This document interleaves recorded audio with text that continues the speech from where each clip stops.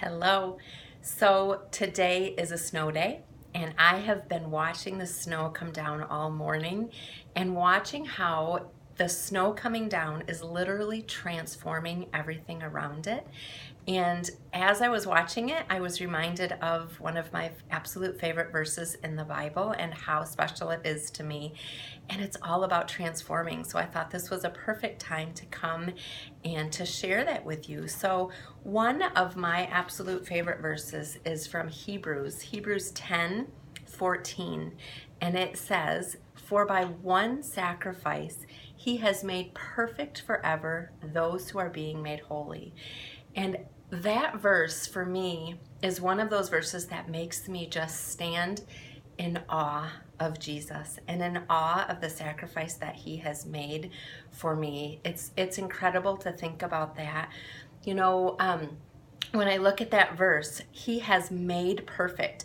I love to think about the tenses in that verse because has made is the present perfect, but is being made holy is the present continuous.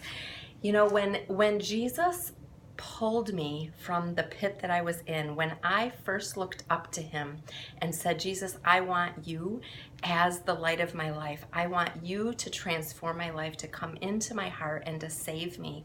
He, at that very moment, pulled me out of the pit that I was in, and he forgave me. He redeemed me. He made me righteous in the eyes of God because of the one sacrifice that he made. He paid for my past sin, he paid for my present sin, and he paid for my future sin.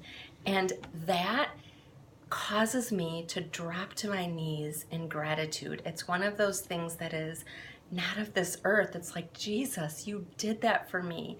It was only one sacrifice that you made, but you did that for me.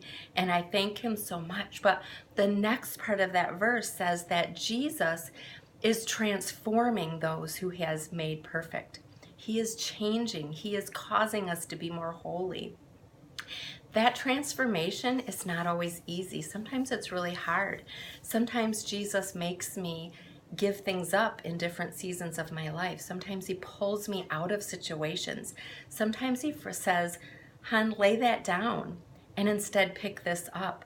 And that sometimes is hard. He's breaking pieces down of my life that cause me to be more like him.